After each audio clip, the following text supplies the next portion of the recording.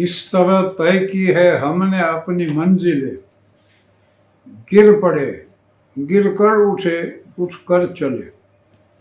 બુધવાર 1 મે 2024 આજે ગુજરાત રાજ્ય સ્થાપનાનો પવિત્ર દિવસ છે અને એ નિમિત્તે સમગ્ર ગુજરાતવાસીઓને હાર્દિક અભિનંદન, શુભેચ્છા અને પ્રસંગોચિત થોડીક વાત એની જાણી લઈ. એક જમાનામાં સૌરાષ્ટ્રનું અલગ રાજ્ય, રાજકોટ એની રાજધાની હતી. પુછરંગરાય ઢેબર સાહેબ મુખ્યમંત્રી શ્રી હતા. રસિકલાલ પરીખ, રતુભાઈ અદાણી જેવા મંત્રીશ્રીઓ હતા. બહુ સુંદર વહીવટ ચાલતો. પણ સૌરાષ્ટ્રનું ગુજરાત રાજ્યમાં વિલીનીકરણ થયું અને એક જમાનામાં કેન્દ્ર સરકારે એવો નિર્ણય લીધો કે ગુજરાતને મહારાષ્ટ્રમાં ભેળવી અને એક આખું દ્વિભાષી રાજ્યનું નિર્માણ કરવામાં આવ્યું.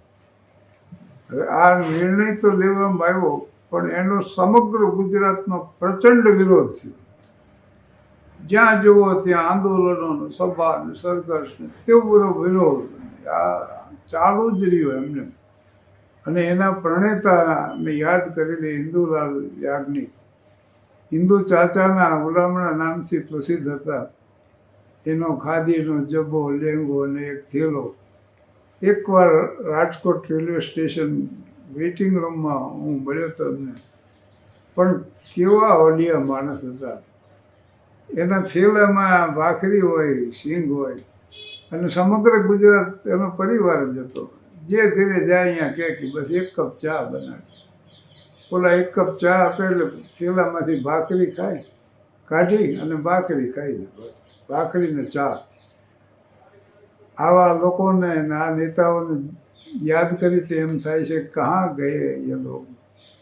પણ હિન્દુ ચાચા સમગ્ર મહાગુજરાત આંદોલનના પ્રણેતા હતા અને આંદોલન દિન પ્રતિદિન ઉગ્ર થતું જ ગયું. અને એક તબક્કો એવો આવ્યો કે કેન્દ્ર સરકારને આ વાત સ્વીકારવી પડી, નમતું જોખવું પડ્યું અને ફરી ગુજરાત રાજ્ય અને મહારાષ્ટ્ર રાજ્ય, બે રાજ્યો અસ્તિત્વમાં આવ્યા. એમાં મહારાષ્ટ્ર રાજ્ય માટે છત્રપતિ શિવાજી મહારાજ જયંતિ એટલે 28 એપ્રિલ 1960 નક્કી થઈ અને ગુજરાત માટે 1 મે 1960 મોરારજીભાઈ આ બે તારીખો નક્કી કરીને અહીં જાણ કરવામાં આવી. અને પછી તો કેવડું મોટી આખીઓ ફેરફાર જે હતી. 4000 તો બંડલો અને સેંકડો કોમ્પ્યુટરો ને એની હારેના કર્મચારીઓ મુંબઈથી અમદાવાદ રવાના થયા. પહેલો જ પ્રશ્ન એ આવ્યો કે રાજભવનનું નિર્માણ ક્યાં કરવું. અને અત્યારનું સરદાર સ્મારક છે ને એની થોડીક વાત કરી લઉં. શાહજહાં સુબેદાર હતો ગુજરાત રાજ્યનો. અને એકવાર એમાં એ વખતે એવું કર્યું કે દુષ્કાળ પડ્યો અને દુષ્કાળમાં લોકોને કામ મળી રહે એટલે અત્યારનું આ સરદાર સ્મારક ભવન થયું ને એનું નિર્માણ થયું. 1628માં શરૂ થયું અને 34માં એ પૂરું થયું. અને એ ભવનમાં એ જમાનામાં શહેનશાહ, મુમતાઝ મહલ, નૂરજહાં અને જહાંગીર ત્યાં આવેલા.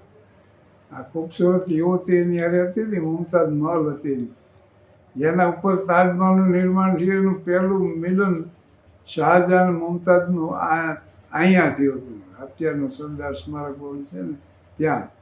એને રાજભવન તરીકે બનાવવાનું નક્કી થયું. એટલે રાજભવન નક્કી થઈ ગયું. ત્યાર પછી પ્રશ્ન એવો સચિવાલયનો. તો આંબાવાડીમાં પોલિટેકનિક ઇન્સ્ટિટ્યૂટ છે ને ત્યાં સચિવાલય માટેનું મકાન નક્કી થઈ ગયું. અને ધારાસભા ગ્રહ વગર તો ચાલે જ નહીં. એટલે ન્યૂ સિવિલ હોસ્પિટલ, એનો ઓપીડી વિભાગ અને એના ઓડિટોરિયમમાં ધારાસભા ગ્રહનું નિર્માણ થાય એવું નક્કી થઈ ગયું. પછી વાત આવી હાઈકોર્ટની. તો હાઈકોર્ટ ચિલ્ડ્રન હોસ્પિટલ જે છે નવરંગપુરા એમાં આ શરૂ કરી દીધું એવી વાત પાકી થઈ ગઈ અને આખું માળખું ધીરે ધીરે ધીરે ગોઠવાતું ગયું. મુખ્ય સચિવ તરીકે ઈશ્વરન સાહેબની નિમણૂક થઈ અને સિનિયર સચિવોમાં તો પછી શેઠ સાહેબને, દેસાઈ સાહેબને, હબીબુલ્લાને એવા આઈએસ પહેલાંના અધિકારીઓ એમની નિમણૂક થઈ. કાનેટકર સાહેબ પોલીસ વડા તરીકે નિમાણ અને પહેલું વહેલું આ પ્રધાનમંડળની રચના જે થઈ ને એમાં ડૉક્ટર જીવરાજ મહેતા અમરેલીના પુત્ર શું એનો પ્રધાન હતો રાષ્ટ્રભાવના રાષ્ટ્ર સેવામાં. તો ડૉક્ટર જીવરાજ મહેતા મુખ્ય પ્રધાન. પછી બીજા પ્રધાનોની નિમણૂક થઈ. એમાં હિતેન્દ્ર દેસાઈ, રસિકલાલ પરીખ, માધવસિંહભાઈ સોલંકી, માધવસિંહજી સોલંકી હતા, બહાદુરભાઈ પટેલ અને પ્રેમજી ભવાન ઠક્કર કચ્છના, અકબર અલી યસદનવાળા, આ 12 આ રીતના પ્રધાનોની એની સોગંદ વિધિ થઈ. પાછી સાબરમતી આશ્રમ અમદાવાદ અને એમાં સોગંદ વિધિ થઈ. 25 એપ્રિલ 1960 રાષ્ટ્રપતિએ આ વિઘટન બંને રાજ્યોના ખરડા ઉપર સહી કરી. એ જ વખતે ગેજેટમાંની પ્રસિદ્ધિ થઈ અને એ પ્રસિદ્ધિ થયા પછી હૈદરાબાદ શાહી પરિવારના એક સજ્જન નવાબ મહેંદી નવાજ જંગની ગુજરાત રાજ્યના પ્રથમ ગવર્નર તરીકે નિમણૂક થઈ અને આ વહીવટ શરૂ થયો.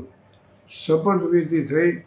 એને રવિશંકર મહારાજના આશીર્વચન મળ્યા અને એમાં એમણે એવું જણાવ્યું કે તોમારશાહીની ચુંગાલમાંથી આ નવું વહીવટી તંત્ર લોકોને બચાવે એવી એની હું સલાહ આપું છું.